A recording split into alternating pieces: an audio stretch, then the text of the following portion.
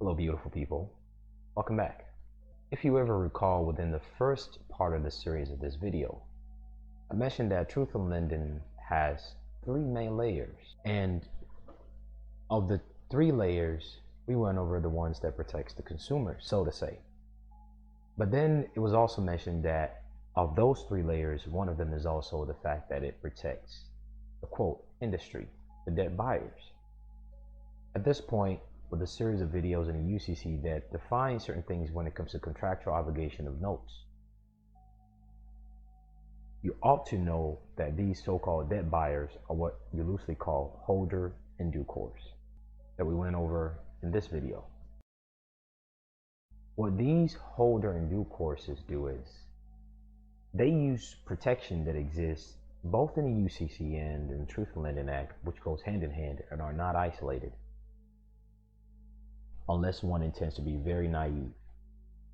They use these protections to basically commit fraud, but the intent of these protections were not to commit different types of fraud, which is where you can trigger one of many or more than one violation on their end, which often has its root at the beginning portion, meaning the holder in due course does not follow the requirement for them to be the holder in due course, because the instrument that they are assigning to them by purchasing it, aka they give consideration, that instrument has some type of issue with it in the first place.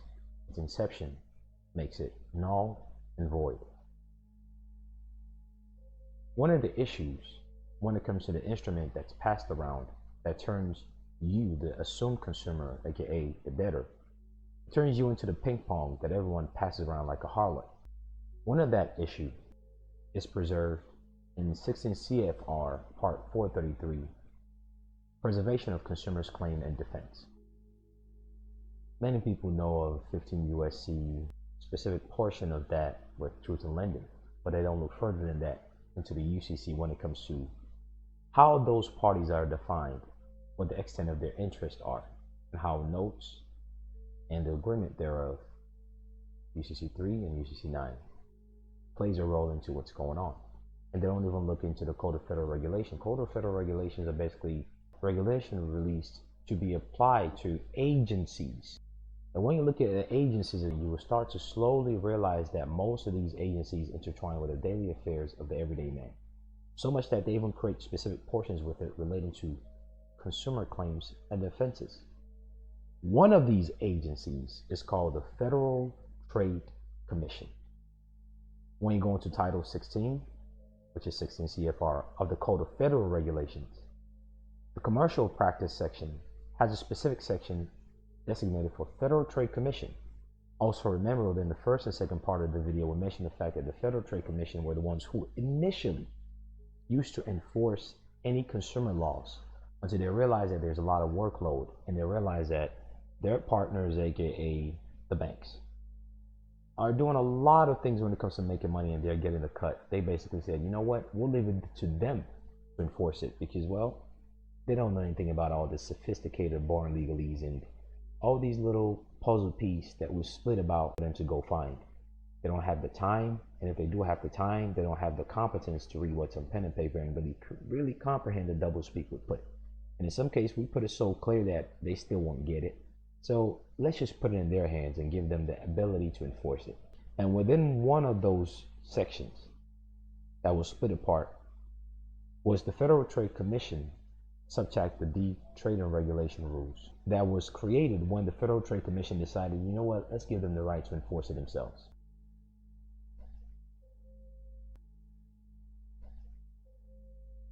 And it sits within 16 CFR Part 433. See, the Truth in Lending has its own civil violation section. In subsection 1640, this right here tells you what they're liable for, so and so. And it throws out a lot of money that a lot of people like to see. But see how long this is?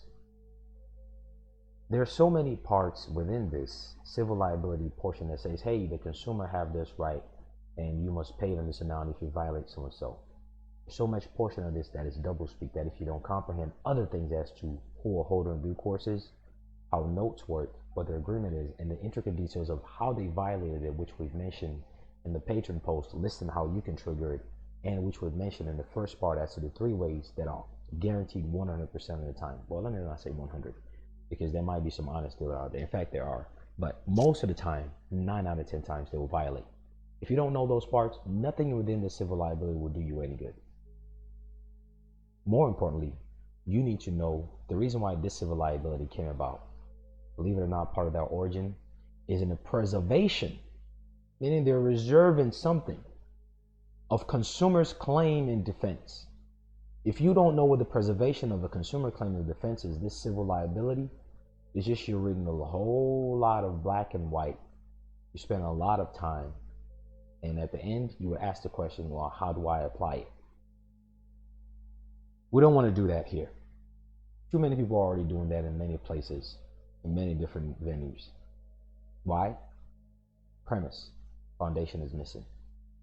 Let's get building that foundation so that by the time we get here, it would actually really make sense beyond, as I always say, beyond intellectual masturbation. The subsection within the 16 CFR governing commercial practices, specifically dealing with Federal Trade Commission, which again, you should always send carbon copies to the Federal Trade Commission and the Office of Control of Currency to really amp things up, because they can carry it on by themselves and sue these people, or it would act as a buffer to let the other party know you are not screwing around, and it exposes the things under their skirt. If you want to take it a step further, the correspondences themselves, file an account or record or get a certified copy of that and send that certified copy to the Federal Trade Commission and the people you're sending this correspondence to. Now it becomes a public record, to which when Federal Trade Commission gets it, they wonder what it is you're doing with it by putting it on the county level as an affidavit. By the way, in the county level, there are different ways you can lodge things. Affidavit is usually the best way.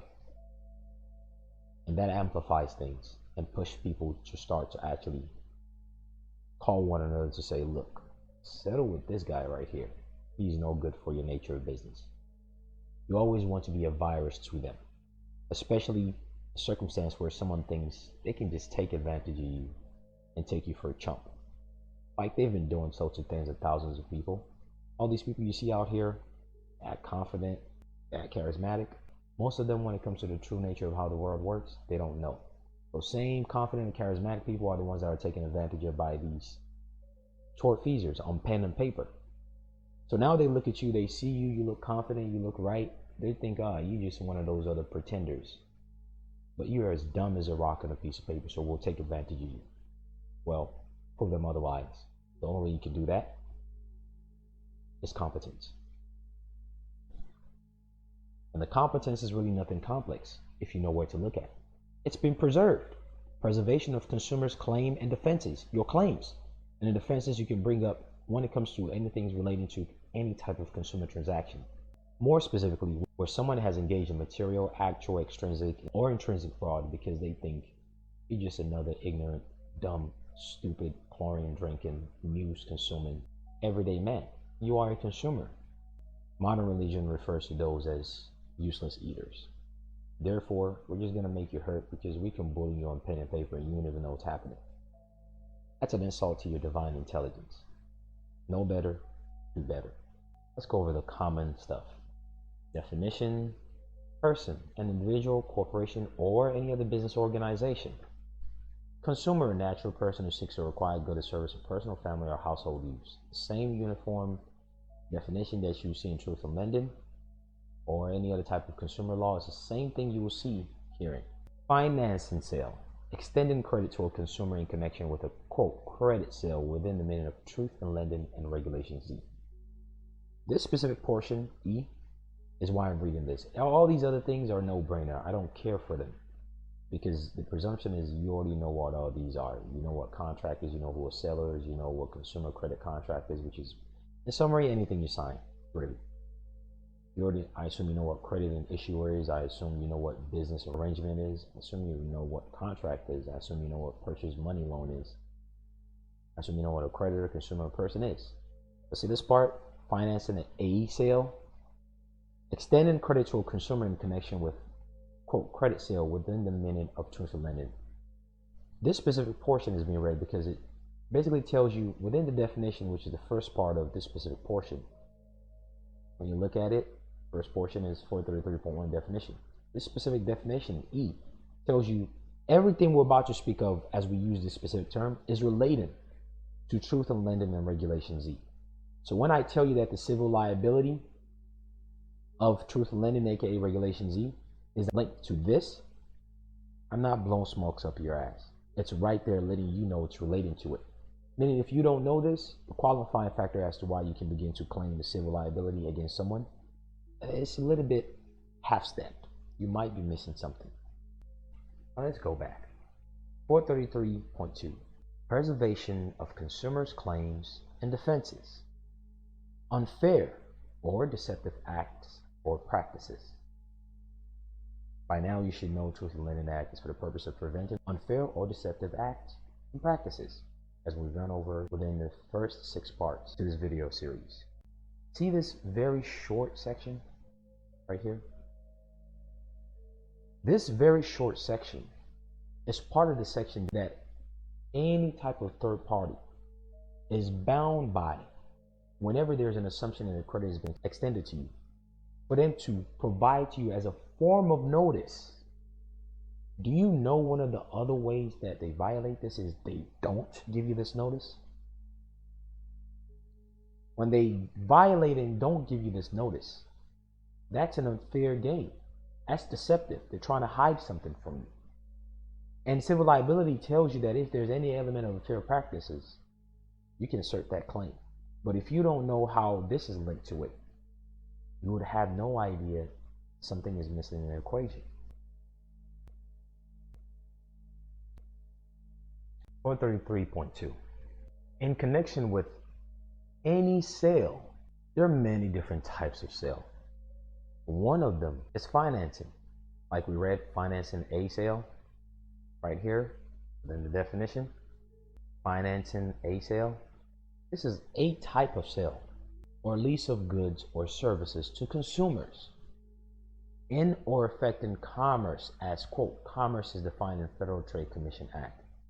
It is an unfair or deceptive act or practice within the meaning of Section 5 of that act for a seller, directly or indirectly, to A, take or receive a consumer credit contract. Meaning now it's beginning to slowly restrict it. So these any sale could not just be some random stuff. Because any sale has to be relating to credit. But whether you're leasing or you're financing it or whatever else to say, so long as your credit is ran, it is unfair or deceptive for a seller, directly or indirectly. Meaning it might be in front of you, it might be behind you, it might be what they told you, or it might be what they omitted. Whether what they told you was wrong and they said it purposely, whether omitted was minute, but nonetheless builds up to be big later in the future. It is unfair or deceptive for a seller, directly or indirectly, to take or receive a consumer credit contract.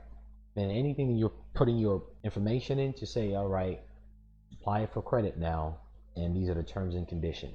It is unfair and deceptive for them to take or receive said contract that fails to contain the following provision in at least 10-point bold-face type. But first, what is a consumer credit contract?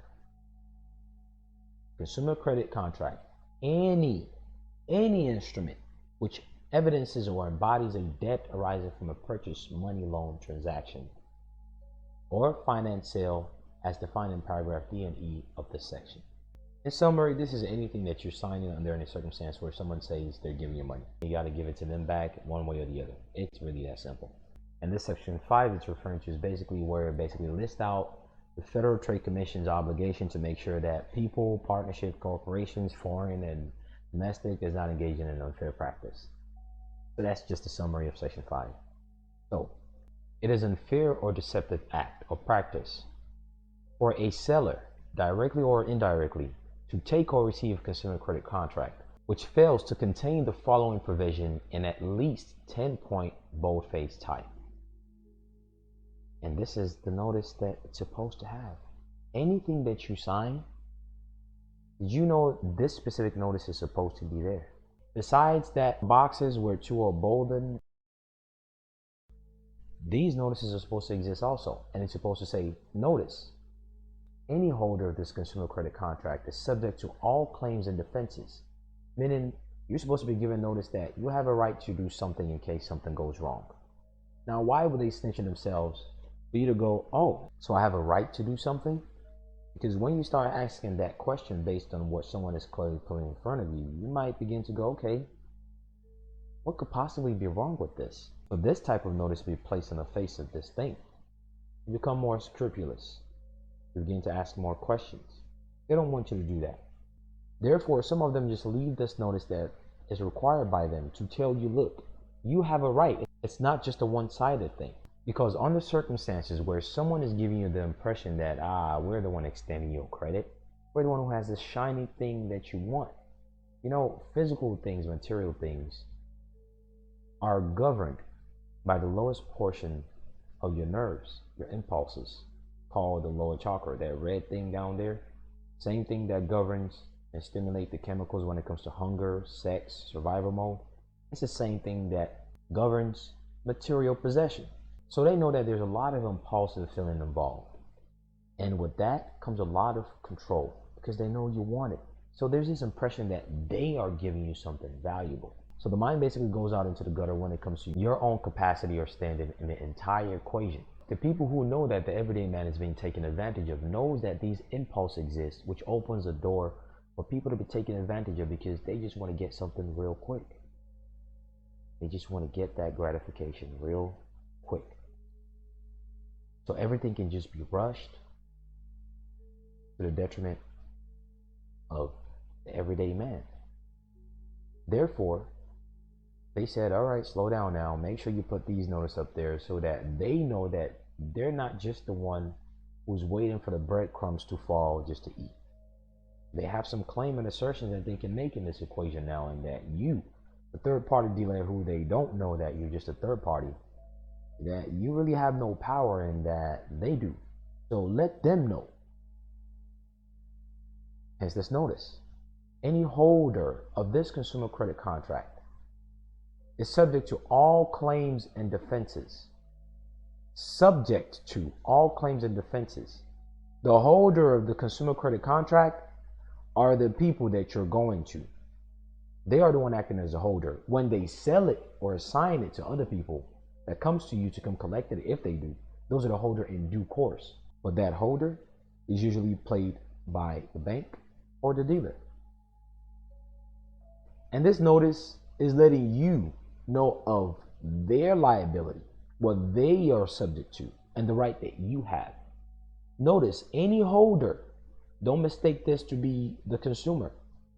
Any holder of the consumer credit contract is subject to all claims and defenses which the debtor, aka the consumer, could assert against the seller of goods or services obtained pursuant thereto or with the proceeds hereof. Proceeds is money. Recovery hereunder by the debtor shall not exceed amounts paid by the debtor hereunder. Meaning you can recoup any amount that you are presumed to be owed, if you find that there's any unfair or deceptive practice, and that dealer or the bank, who are, quote, the holder before they assign it, are supposed to give you this notice of what they are liable to, which is you. Now, it doesn't go into the details of how you can trigger it or where you can find where it's done wrong or what unfair or deceptive constitute and the varying degrees of it, which we've been going over in all these videos.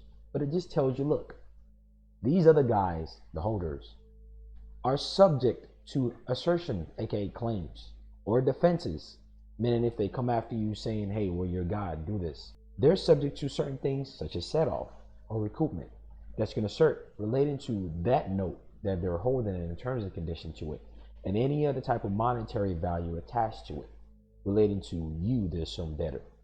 They are supposed to give you this notice. Some people will see this notice in the pilot document they give them. Some people will not. The moment they don't give you this notice, that's deceptive practice, because the intent of it is to prevent that deception, because it is unfair or deceptive for a seller directly or indirectly to take or receive consumer credit contract, a promissory note, and the terms and conditions, which fails to contain the following, meaning the moment they don't give you this notice, the moment anything they give to you as a piece of paper that you're stepping out there with, the moment it fails to contain this notice, it is deceptive and unfair. That's another way they violate truth of lending. Or accept as full or partial payment for such sale or lease the proceed of any purchase money loan as purchase money loan is defined therein. Purchase money loan is just cash advance or any type of cash payment. Purchase money loan, a cash advance which is received by a consumer return for a finance charge within the meaning of the Truth in Lending Act or Regulation Z, which is applied in whole or substantial part to the purchase of a good or service from the seller who refers consumer to the creditor. Who refers consumer to the creditor. Referring to a third party now. Refer you, the assumed consumer, to the bank, or is affiliated with the creditor by common control, contract, or business arrangement. What this basically says is,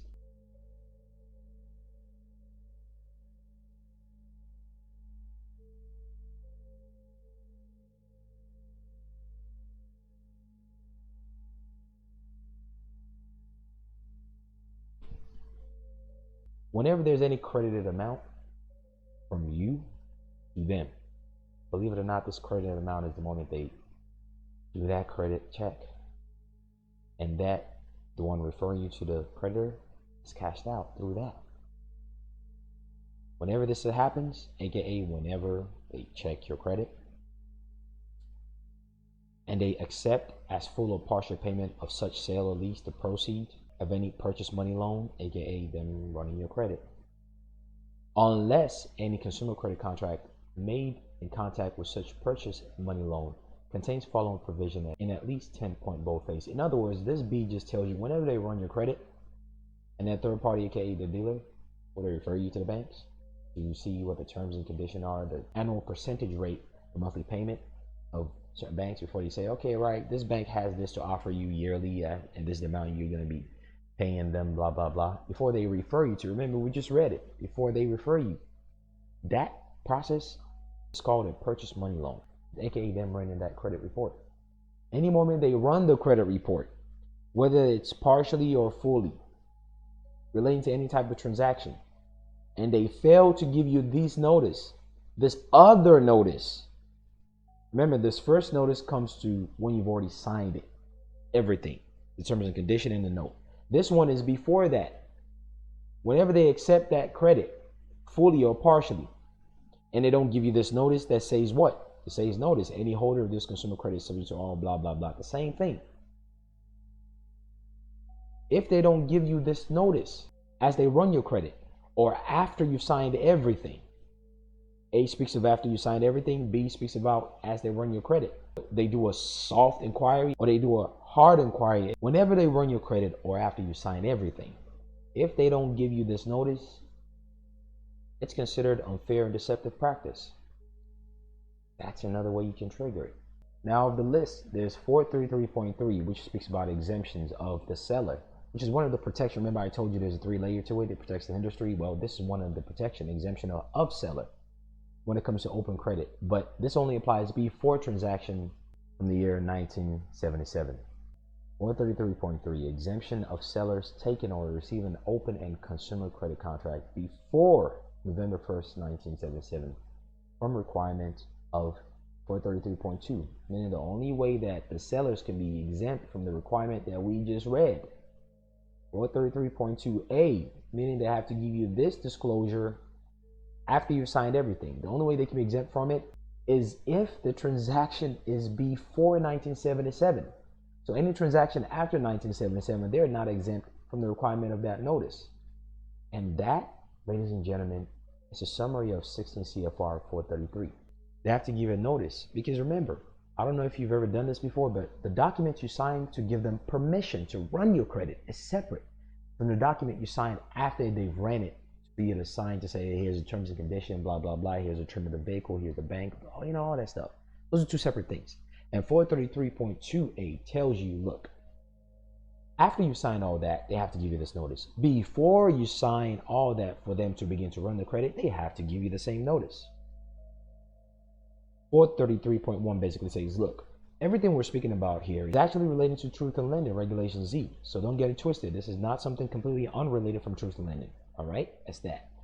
433.3 says the only way they can really be exempt from the requirement of that notice in 433.2a is if you engage in a contract before 1977. Anything after 1977, they're screwed. That's the summary of this. Don't worry. We'll keep revealing the truth about how these things work. The things that millions of people fall victim to, they don't know. When I constantly say people don't know about how the world around them works, this is a very small part of it, along with all the things in the UCC that we've been speaking of relating to this. And I'm going through Truth in Lending to prep you to see the natural customs of contract. I'm going through the UCCs when it comes to hold or hold in due course, banking, things like that, to get you accustomed in the mind to how natural course of contract work, because that will directly show you what you'll be doing the proper way without defrauding anyone with your interest with a birth certificate. We'll be going over Larry the lender and Bob the borrower. Until next time, take care. Best of luck.